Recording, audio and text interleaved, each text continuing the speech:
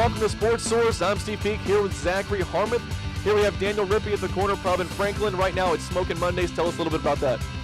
Well, it's a tradition here at the Corner Pub. You know, when we opened them up, we started, which I come from, my family comes from a smoking background and cooking barbecue my whole life. So we just thought it'd be something fun, try something different as opposed to the regular menu. And so we just, every Monday we roll out the old smoker and, you know, cook us up some ribs, some whole chickens. We do wings. Sometimes we'll do pork tenderloin. We'll do sausage.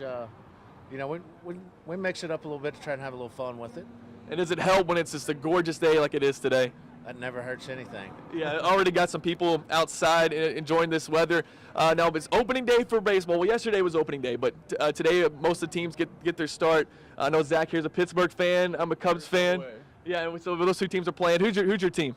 I got to go with the Braves. Cubs fan as well, but you know, growing up here, that's all you had. We didn't have a pro baseball team, so you had WGN, TBS, so that's what I watched. Right, with being on WGN, there's a lot of Cubs fans kind of spread out everywhere. Now we're talking about the Final Four. We had the team set up yesterday.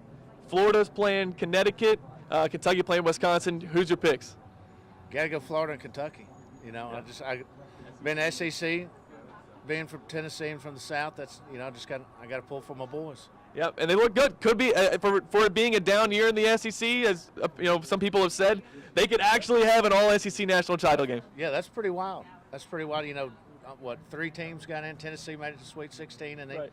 And Florida and Kentucky are now in the Final Four. You know, yeah, everybody talking about it was down, and now they're possibly could have an all-SEC final. That'd be pretty cool. That'd be awesome. Daniel, thanks for letting us do the show here. Appreciate it. It's an awesome day here at the Corner Pub in Franklin, so I really appreciate it. Not a problem. I'm glad the weather worked out for everybody.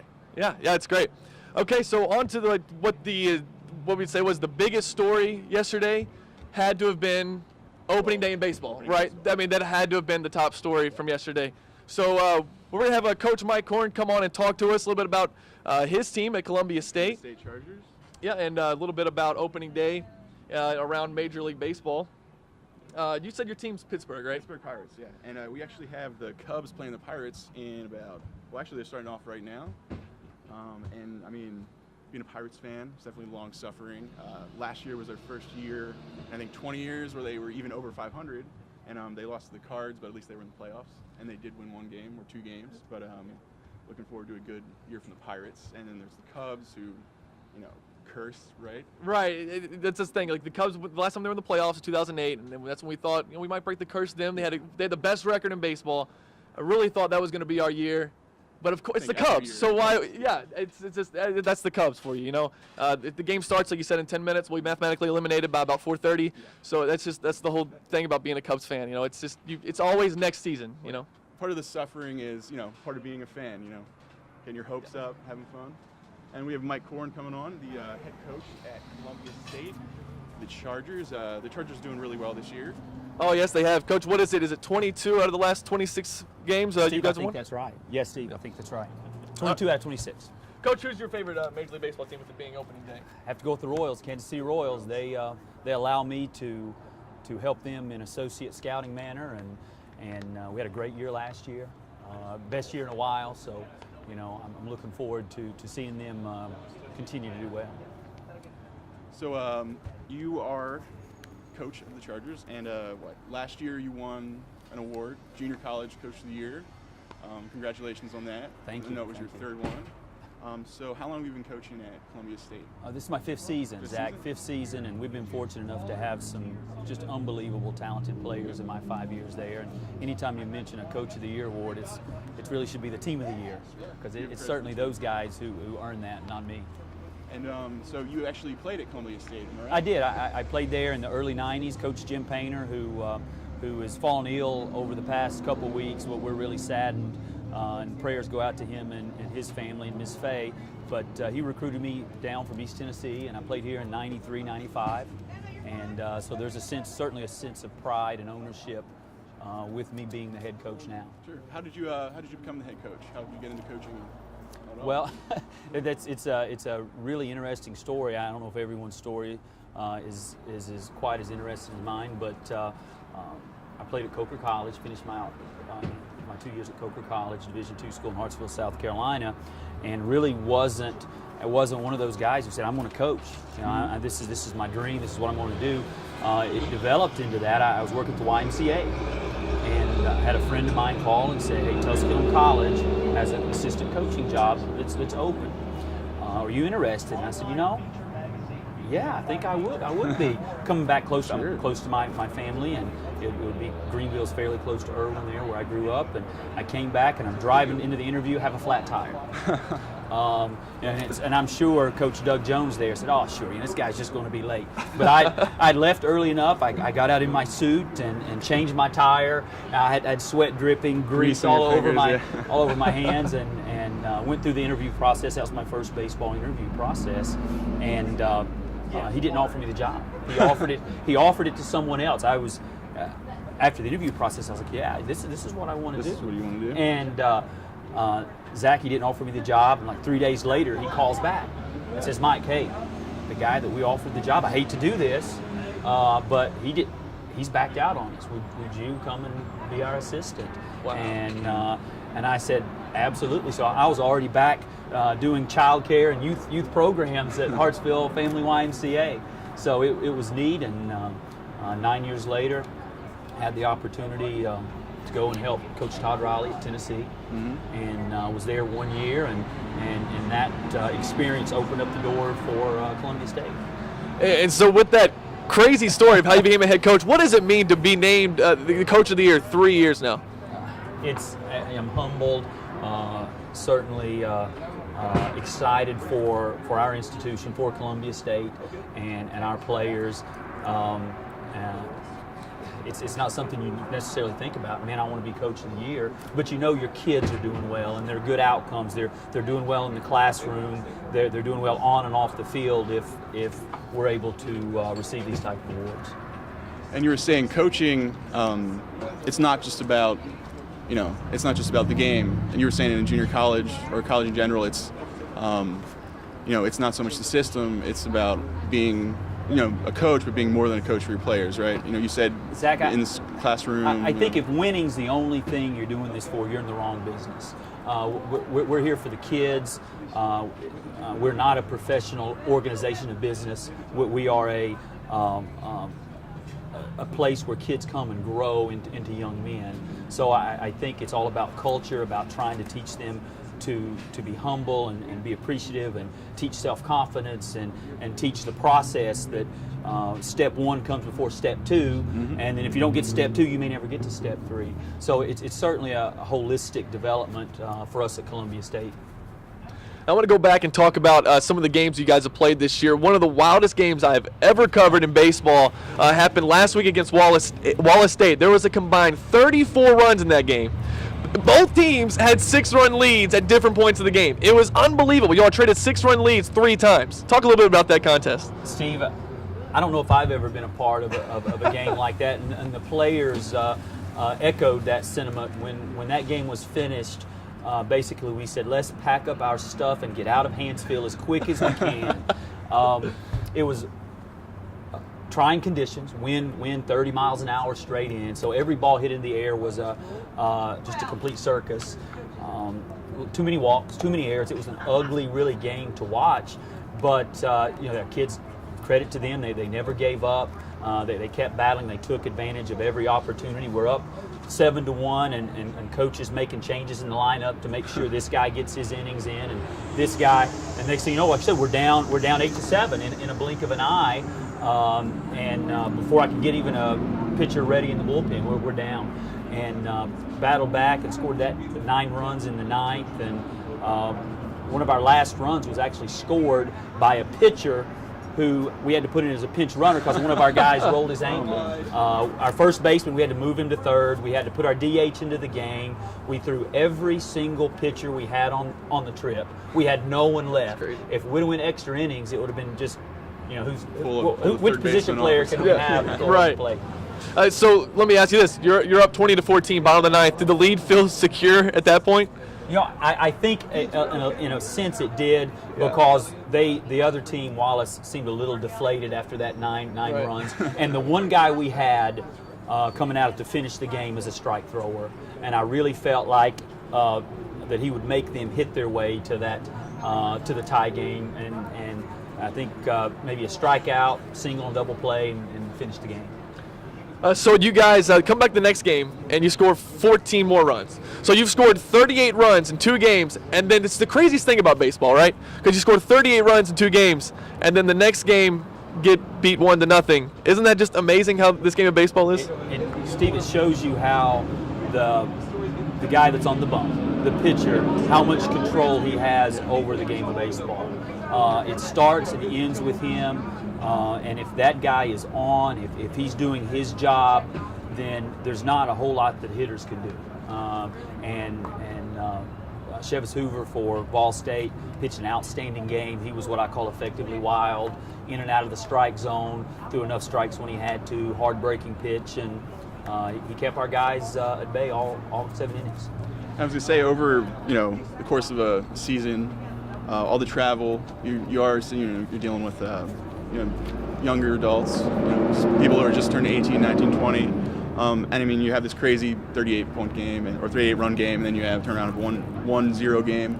How do you manage the sort of the emotional ride as a coach? Well, how do you keep guys even? Yeah, I think you communicate with them on the process, and I mentioned that just a minute ago, that this happens because of this, and that this is where we need to get better. We really focus on the solution rather than the why nots. Mm-hmm. Most of us know why I didn't do this. It's about, all right, now this is what you have to do if we're going to bounce back from this.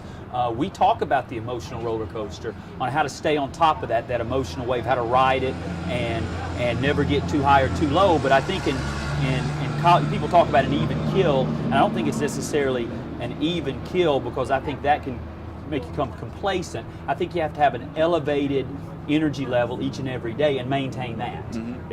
if that makes sense. But sure, that's certainly, we talk about a 9-inning game versus a 7-inning game, a weekend series versus a midweek, and how your emotions and your mental alertness and sense of urgency plays differently in each one of those contests. It seems to be working for you, Coach. You've won the last 4 series, and that's just this season. I mean, the success that you guys have had the last few years has been nothing short of phenomenal. Give people a sales pitch for those who are going to see this game, who haven't made it out to a game yet, why they should come out. I mean, you guys have a gorgeous ball field that I've seen. We're going to be there on Friday to cover the games, cover the first game of the series.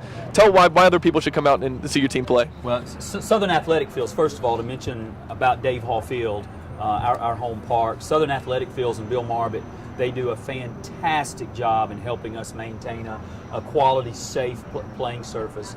But for the normal fan who is used to seeing high school baseball, our young men play at such a faster pace. You're looking at the best player on every high school team is out there.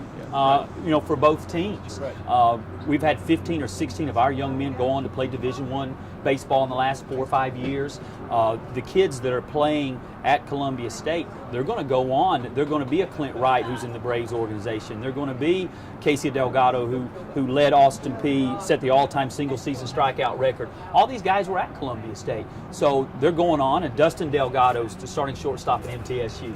Jake Little's hitting in the 3 or 4 hole for University of Memphis. So you're seeing Division I professional caliber players out there on the field. Every night. And every day. So that they play fast, they play hard, they still have that youthful exuberance for the game, and they're fun to watch. Sounds like that's really, you love it, I do. And listen, and they make mistakes. The kids make mistakes, and you get to coach them, and you get to spend time with them, the good, the bad, and the ugly, and it's a wonderful level of baseball. I wouldn't want to be anywhere else. This is my Yankee Stadium for sure. That is really cool, Coach. And you talk about players who move on from Columbia State. You also have some guys who have played SEC ball and are now playing for you. Yeah, Derek Armstrong, who Arkansas hated to see him this weekend. I think he was 7 for 11 against Arkansas. He's playing at Mississippi State, playing center field for them. We had Sam Davis, who went to the University of Tennessee. Lucas Laster, left-handed pitcher of ours, who was at Mississippi State. Just remarkable outcomes from these young men, and for them to get to that level, the way the NCAA has structured the new academic standards, they have to have a 2.5 now. You have to graduate if you're not a full qualifier coming out of high school. So these young men are taking care of business in the classroom in order to get there. The way the NCAA punishes teams APR-wise when they lose, they don't graduate, they transfer. Right. They're not taking any chances on academic casualties. So these kids are doing what they're supposed to do off the field, in the classroom in order to get there. I think that's what people want to see. Coach, I really appreciate you coming on and talking Columbia State baseball with us. Thank you, Steve, Zach, appreciate it. And any predictions for your Royals this season? I think at the very worst, second in the Central. Maybe a wild card. I think we tickled the wild card last year, got to 3 or 4 games out, and maybe ended up 5 or 6 or 7 out. But gosh, it's going to be tough. But I think a nice, strong second place finish is the worst case scenario. Worst case scenario. Best case scenario is the World Series. I think so. Yeah, hoisting up the trophy into the season will be the Kansas City Royals. No question. The Cardinals have been successful, and I'm sure that the Royal fans are getting tired of seeing St. Louis in the World Series. There you go. All right, Coach, thanks for coming guys. on. Appreciate it. And guys, go out to a game. Go watch them play. We're going to be there Friday covering the Chargers. It's really fun baseball to watch, Zach, and I know you want to come out and join me on Friday. It should be a good game. Yeah, definitely. We're going to send it over to Donna Visman in just a moment. She's going to be with push pedal pull, yeah. Here she comes. So didn't Bo Jackson play for the Royals? Yeah, that is a guy named George Brett too. He was all right. George Brett, he put like pine tar on his bat. He was good at doing that.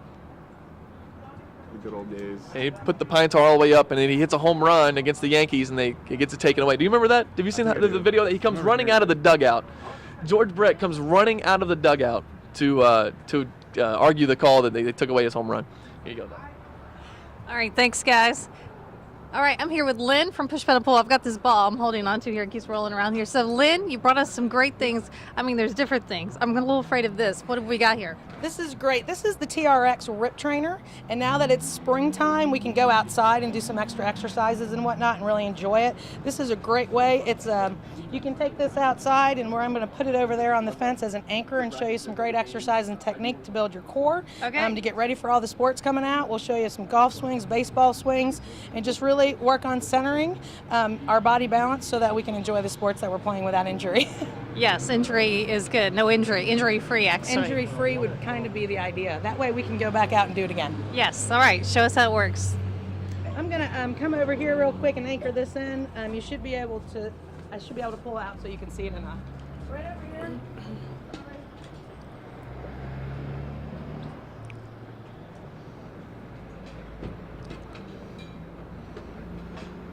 What I've done is just anchored the ripcord onto really anything. It works great. You can do it to a tree outside. So this is stretch like an elastic band type thing? This is a stretch band. It actually offers resistance for your muscles. So this is fantastic because I can come out and do offset exercises and get my pulls in.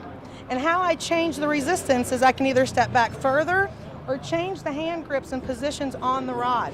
As I change that, you can actually feel the way your body and your core tries to compensate and balance for it.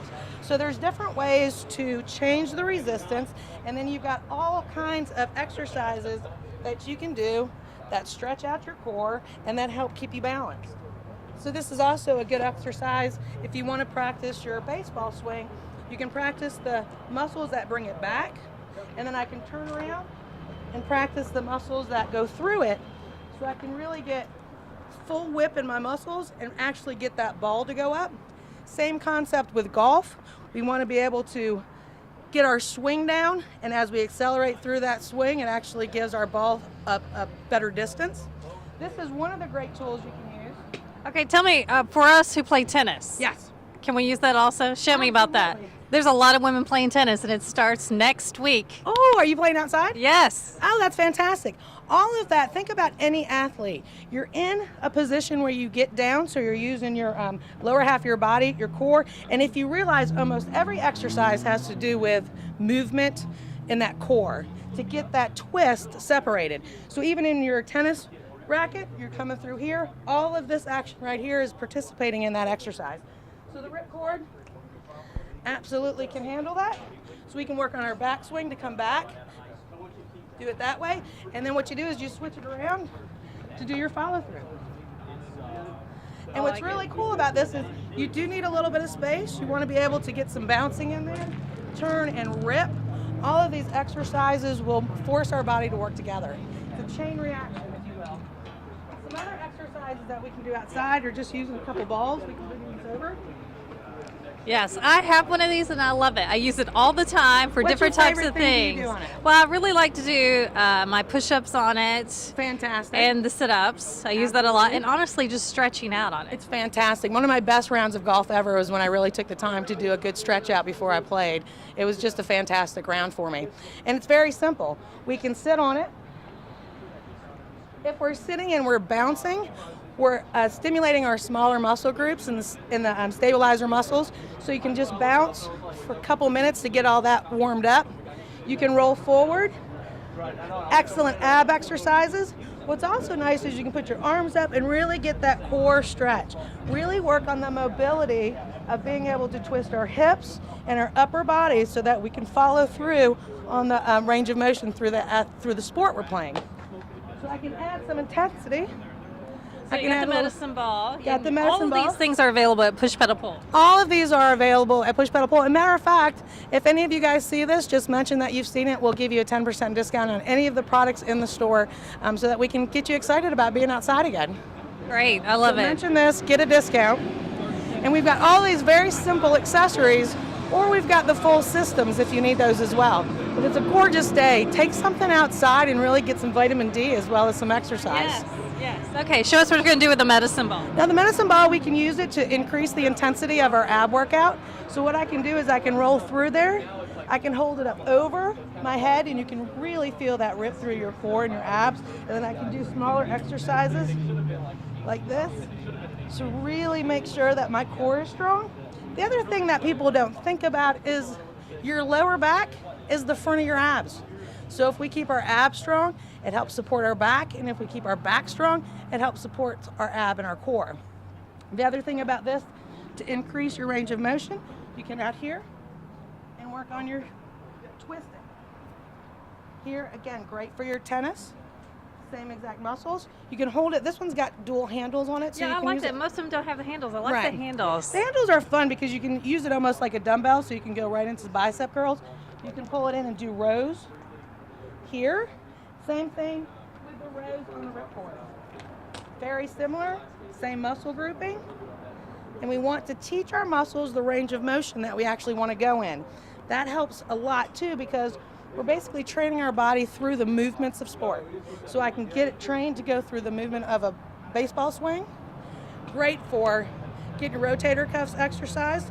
So when you're throwing the ball, we'll support the shoulder a little bit more. Golf swing, same thing.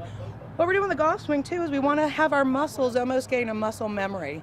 So my muscles know exactly this is the position I want to address the ball. So we're actually training our bodies, we're teaching it, we're telling our muscles where we want it to go, and we want to make sure that they're limber enough to do that. I always learn so much when I talk to you, Lynn. And then I find a few more gadgets that I need for at home. Well, this one's great because it's not just at home. You can use it in the parks, take it outside. This is part of the TRX system. TRX also has a suspension trainer. Works very similar. You can wrap it to a tree, use it inside or outside, and it works on core strength, your body weight, so you don't have to carry around a lot of strength equipment, heavy weights. You can have a very light system, carry it out, wrap it to a tree, get a workout on. That's incredible. All right, well, Lynn, thanks for coming out today. I hope that was good, not too fast. No, it was perfect. And be sure to stop by and see Lynn at Please Push do. Pedal Pull. She's got all this great equipment and so much more.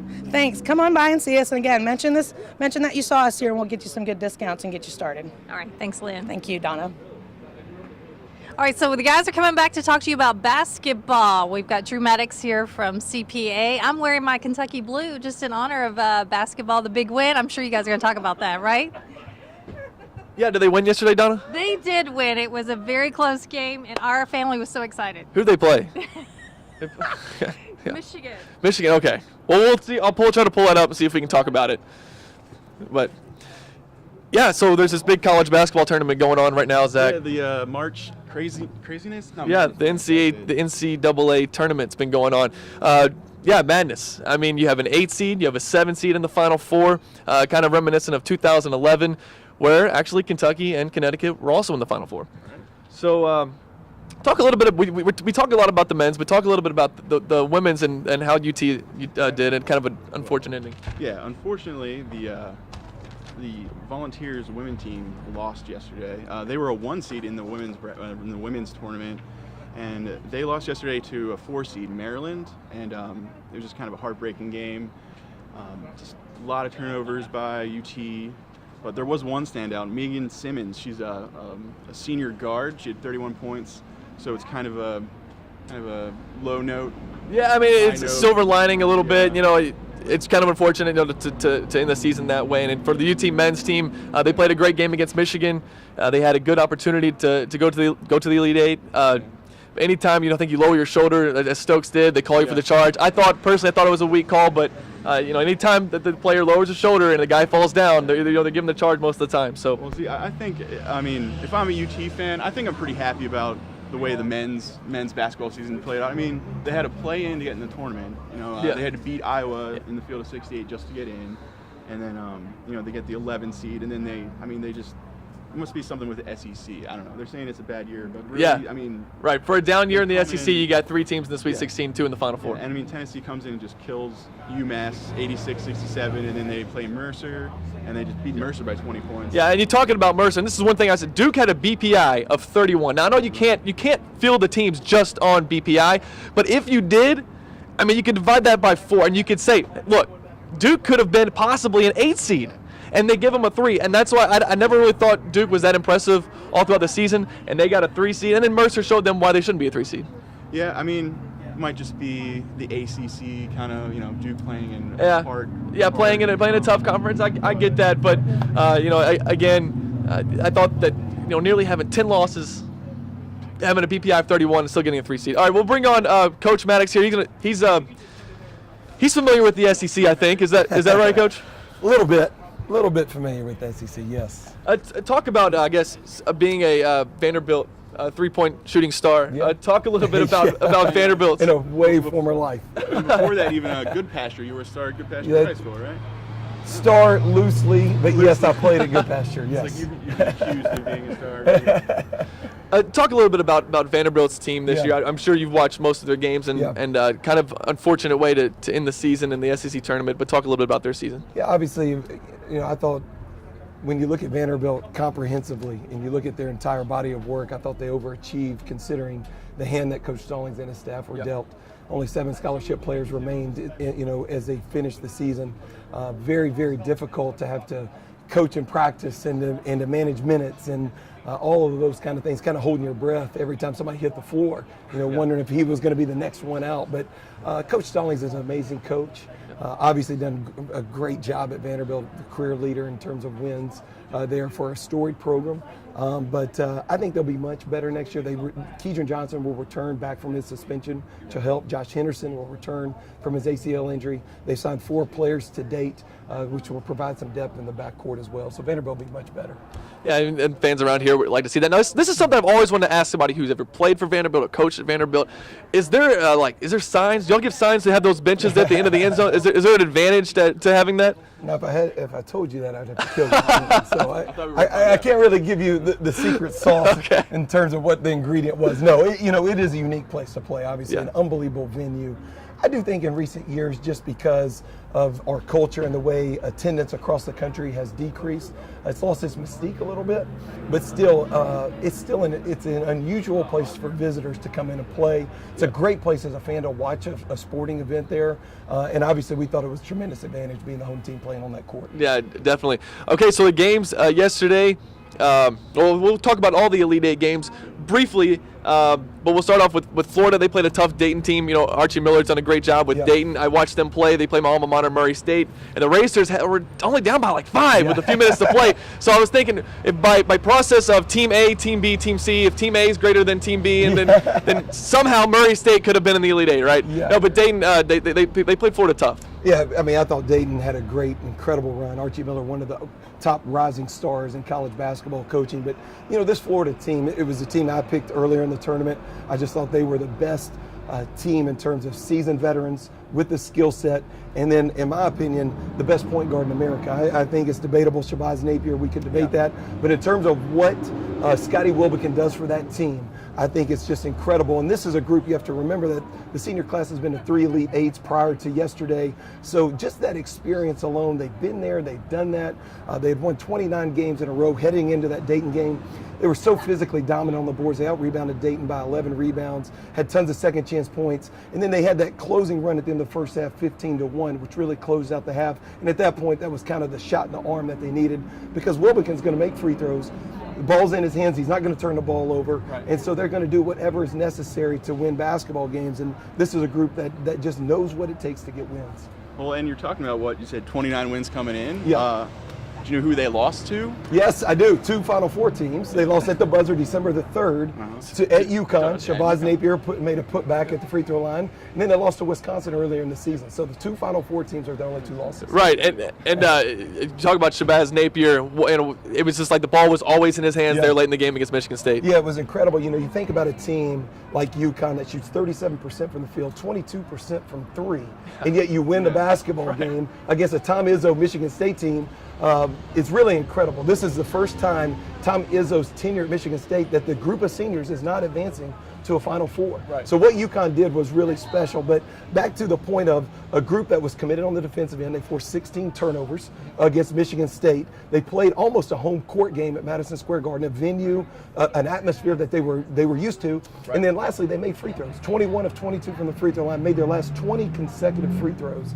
And then you got a special player like Shabazz Napier who put the ball in his hand, 25 points, 17 in the second half. Really an incredible performance. Yeah, we were talking about that earlier with sort of in the tournament, it's so these underdog teams, if they have one player just really can put the team on his back. I was thinking of like Dwayne Wade with Marquette a few years ago.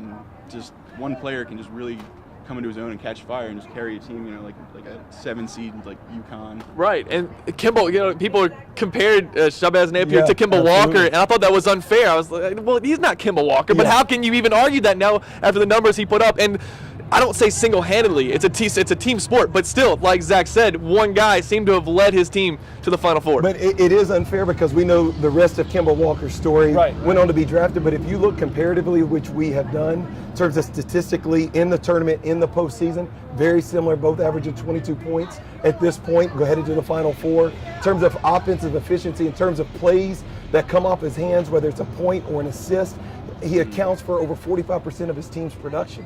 So it's really incredible all that he does for the Huskies. It really can't be accounted for because he does literally every successful play that goes on in the game he's involved with. Yeah. So Kentucky and Michigan. Kentucky's had an unbelievable run through their tournament, having to go through Wichita State and then arch rival Louisville, and all the games have been close. The margin of victory is one of the lowest for a Final Four team of 17 points. Last 4 games. Last 4 games. So.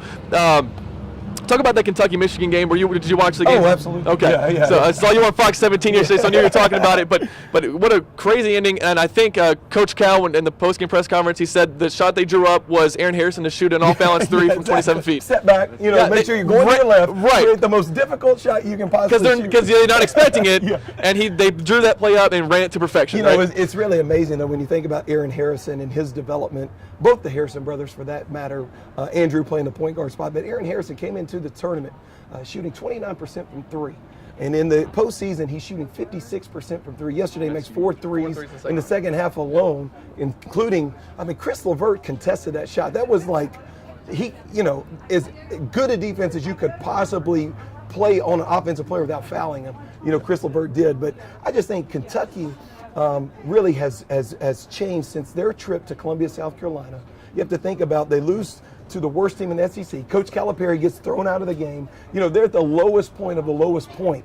And then at that point, it was like Coach Calipari really did make a tweak in terms of his approach, in terms of the emotional effect that he was trying to deploy on his team. He allowed them to be more loose, more free, and you're starting to see that. They're having fun playing basketball. He put Dakari Johnson into the starting lineup, which gives them a low post presence. And all of a sudden, lo and behold, this team has totally made, a 180 in terms of what they look like now. So let me, as a coach, have you noticed a tweak? You have? Absolutely. What's the tweak? What's the secret? Absolutely. It's Dakari Johnson into the game. You allow Julius Randle to step out to the high post in terms of offensive. But I think it's not necessarily necessarily in terms of the offensive system of what they were doing. The tweak occurred in the locker room within the culture of the team. It was more of an empowerment. It was more of the way that he was particularly coaching the Harrison twins, allowing them to loosen up, to feel empowered to go make basketball plays. And I think that was the main thing, was more culturally what he did rather than just the technical aspects of the game. It's kind of like the mark of a really good coach is, you don't really see it, what he does tangibly, but he really affects outcomes. Well, I think that's the great thing that can be said about Coach Calipari. He doesn't get the credit he deserves. We don't really consider him in the upper echelon of great coaches in the country, but you have to think about it. His team has roster turnover every single year. Now, we can debate one and done, and we can debate the effect that has. The fact of it is, he recruits the best players in America. They are going on to the NBA draft, so his roster does experience a turnover. He is getting to know his team each and every year. Right. Different kids, different skill sets, different chemical makeups, different emotional investment required. And I think it's taken him that long to really figure out. Think about this. Yesterday, 8 players played in that game for Kentucky. 7 were freshmen. Right. I mean, that's incredible, to think about it. So we can say, yeah, they're physically ready. Do they look physically ready? Yeah, but really at the end of the day, just last year they were representing their high schools in state tournaments. It's amazing. And I really thought up until this tournament, I said, well, the Harrisons will probably be back for Kentucky. Now, I don't know. I don't know if that's a guarantee, right? But we're talking about the high school basketball. Yeah. We'll go ahead and talk about that. CPA, what a run you guys have been on the last few years. Talk a little bit about that. Yeah, I mean, it's an incredible group of kids. And, we came up a little bit short this year, got beat at the buzzer in the Final Four. But nevertheless, this group of seniors will graduate 6 this year. 4 will go on to play Division I athletics, 2 in football to the University of Missouri, 2 will go on to play Division I basketball. But this group have been playing for CPA since their freshman year. Collective record of 137-12. 2 state championships. 2 state championships, 4 districts, 4 district titles, 3 regions. I mean, it's really incredible. But really, beyond that, the legacy that they're leaving behind, a school community, to their peers as they pass down through the basketball culture, really can never be measured what they did for our school. And I know this isn't easy to talk about, Coach, but let's revisit that Jackson Southside game, and we'll focus on a positive here. Alls Miller goes to the line, less than a minute to play. You guys are down by 2. And let me say this: I'm a little bit older than him, and I'm not even a CPA fan. I was going to admit I'm not a CPA fan, but I was pulling for you guys. I wanted a reason to go back to Murfreesboro and cover a state championship game, and I'm nervous. I'm not a CPA fan. I mean, it affects me very little, other than I get to go watch I get to go cover a state championship game the next day. I'm nervous for him. Yeah. I was like, there's no way right now I can step to the line and hit 2 free throws, and this kid makes both of them. Yeah. I mean, how do you have that kind of composure? Well, it's Jake Alls Miller. It's a young man that I've coached since he was in 5th grade. Yeah. I've been with him a lot of hard days, a lot of great days. But that's who that kid is. I mean, he rises to the challenge, has tremendous courage.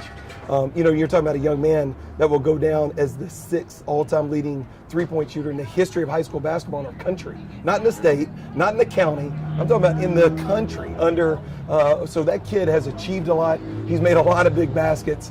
For him to go to the free throw line in that game with that kind of adversity, with arguably our 2 best players had fouled out at that point, to stick those free throws, just kind of was a microcosm of who he is. It must be a pleasure to coach a kid like that, He'll be missed. I'll say that.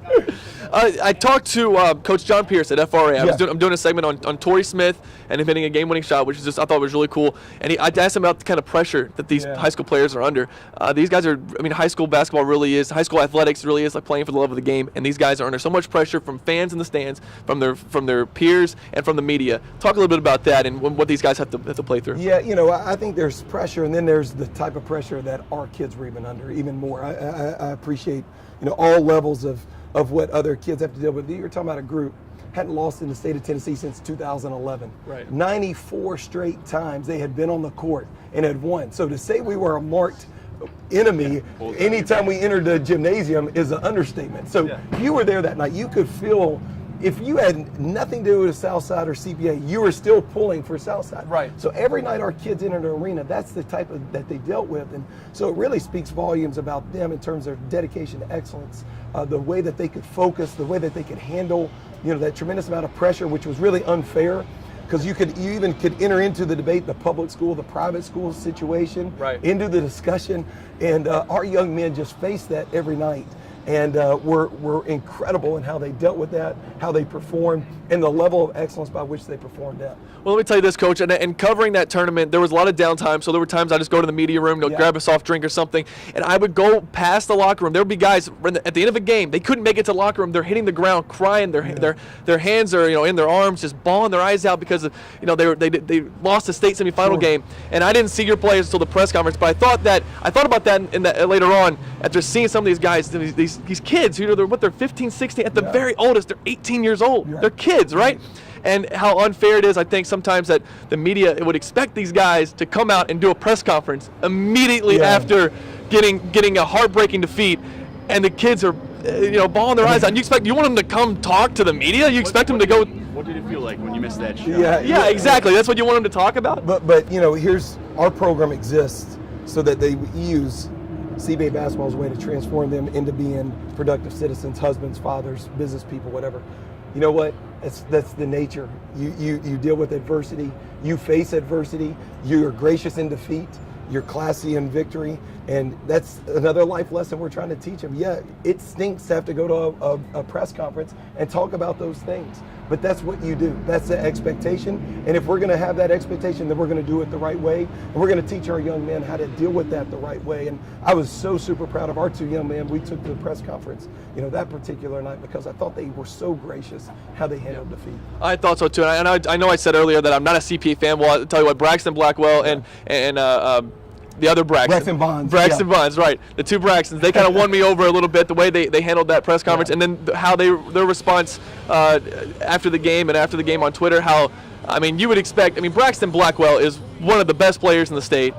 He actually, can we talk about Braxton for a little bit? He just got back from a Chicago Adidas Nations. Right, talk about that a little bit. You know how he did there? Yeah, absolutely. And, Braxton was just named Mr. Basketball as well. One of the few sophomores in the history of high school basketball in our state. Our third Mr. Basketball in a row. That was 3 different people. I've never even heard of that as well, which speaks Jalen Lindsay and Craig Bradshaw, who we were talking about earlier. But, Braxton is an incredible young man. He's obviously supremely gifted. In fact, he'll play point guard for us next year, 6'8" point guard. Can handle the basketball. Has a huge, his understanding of the game, basketball IQ is off the chart. His court vision, his sense, just his presence on the court. Great teammate, but he's extremely humble. He has great humility.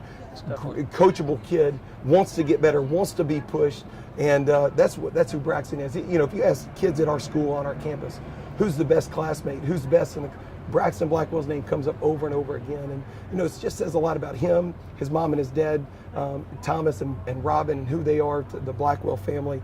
Just an incredible young man. But this was his first circuit event of the year. He's within the Adidas group. Went to Chicago. 25 players went to their Adidas Nations. He performed extremely well, and the feedback from the coaches, Jerry Stackhouse, former NBA player, was one of the coaches and trainers, and multitude of other NBA guys, all sent back word to me over the weekend. They could not believe his development, his maturity, and his just the articulation by which he lives his life, how he can verbalize his people skills, just bigger than the game aspects, and that's the things I'm most proud of. Oh, definitely. That's what I was going to say. If you're a fan of a college team, you want Braxton Blackwell on your roster in a couple of years, because not just because he's a good basketball player, but because of how nice of a kid he is. And that stuff speaks volumes for me as a fan of different college teams, that you want those good guys, the guys who are easy to pull for, and that's what Braxton is. And I know we don't want to talk about his recruitment or anything like that, but if we could talk about this, just for people who haven't followed him at CPA to know how talented he is. What kind of teams have been contacting you about him? He's a perennial top 20 player in America, and I think after this year on the circuit, he'll even go up that list even more and ascend up into be one of the top small forwards in America.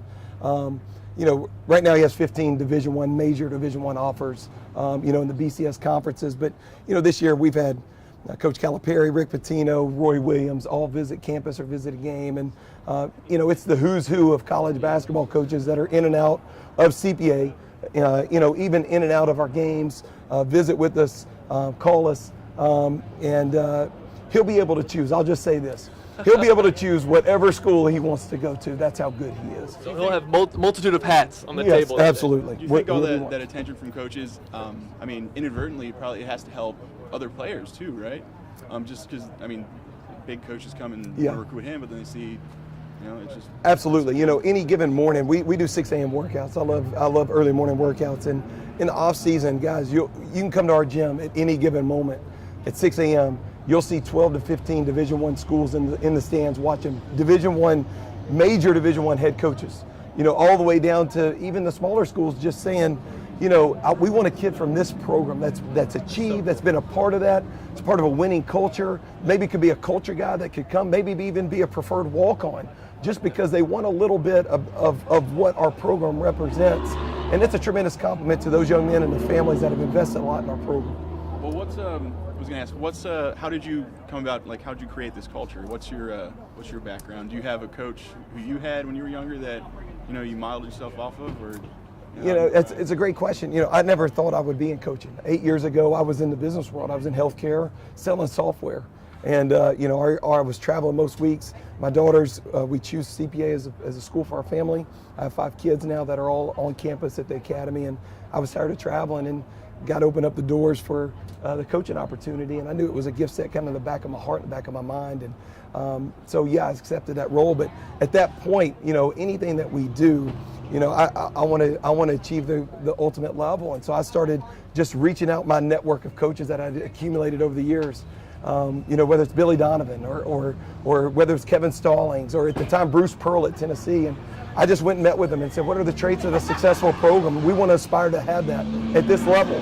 And they shared with me a lot of knowledge. And through that, I became friends with a lot of great coaches that were up and coming at the time.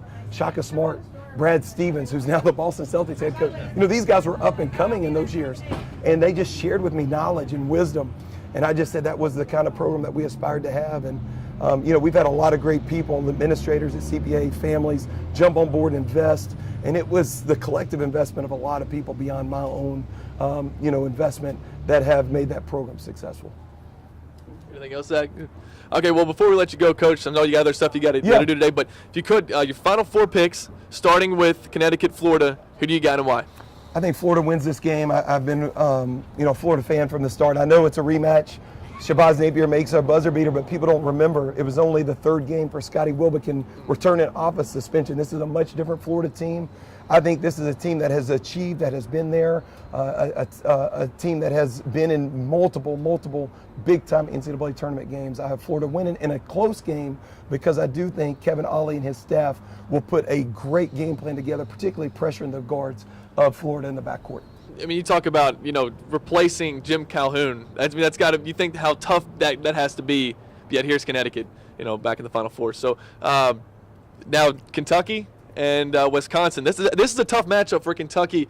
Wisconsin's got a big who's mobile and who could give, you know, the front court some believe it or not, if you're a Kentucky fan, I bet you were cheering for Arizona because I thought that was a better matchup. A one-off matchup game would be this Wisconsin Badger team. Frank Kaminsky, the big kid, has been tremendous in this NCAA tournament. 28 points, 11 rebounds the other night to push his team into the Final Four. But Trevon Jackson, his ability to penetrate, the physical length that the Wisconsin Badgers, Sam Decker, and those guys have on the perimeter. And then Bo Ryan, I mean, one of the great crafty veteran coaches in all of basketball. He'll slow the game down. He's going to muddy up the game. He's going to make it ugly. Oh, yeah. I think Kentucky wins, but I think it's going to be the first team to 60 wins kind of game. Oh, definitely, especially with the way Wisconsin plays, way Bo Ryan. I mean, it's kind of one of those things that Kentucky's like, you know, the bad guy, you know, almost, and you own it. Everybody wants to see Bo Ryan coaching in a national championship game. It's like he finally got to the Final Four. You know, you don't know how many more years he's going to be at Wisconsin, so it would just be nice to see him coaching in a national championship game. So if you got the national title, all SEC, Florida, Kentucky. Hate to be an SEC homer, but it's fine. That's a lot of people. That's what I'm picking too. So if Florida's beaten Kentucky 3 times. Yeah. As a coach, you know it's hard to beat a team 4 times. There's no question Florida's the better team. There's no question about that. I think Kentucky's playing some of the best ball he played. Marcus Lee's kind of this hidden gem with Willie Cauley-Stein with the stress fracture. He's probably not going to play.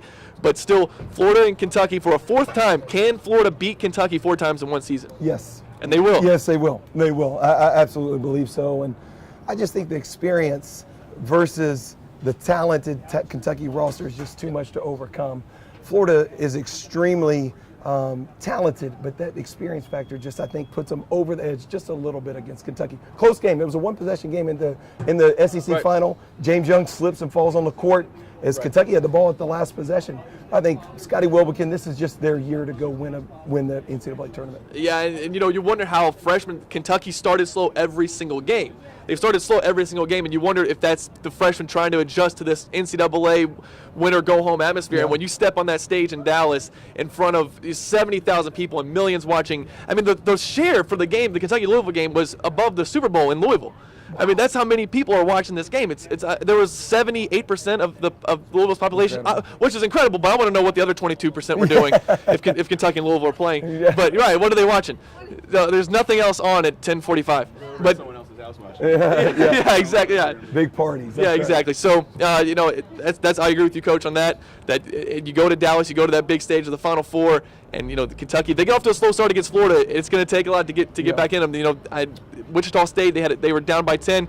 Louisville, they were down by 13, and then they were down by 10 against Michigan. Those teams did not, they let their foot off the gas and let Kentucky back in. You can't do that against a talented team, and I don't think Florida will. No, I just think Billy Donovan right now is the best coach in America. And he'll have his team ready. They'll execute a great game plan. I think they're going to give Kentucky fits in terms of what Kentucky's doing right now on offense with this tweak. They have the size and the physicality on the front court to really match up against it. Zach, anything else? I was going to say thanks a lot. Oh, thank you guys for having me. Thank you very much. Yes, thank Yes, you. Thank you. All right, Donna, do you want to take it over and talk about what's coming up next? Yes, I've got some special events coming up that you're going to see Williamson Source at. This week is Nashville Fashion Week, and we will be down there covering. There's going to be some OMOR students who will be showing their fashions. On April 7th, we have the Mercy Golf Tournament coming up, and we'll also be there.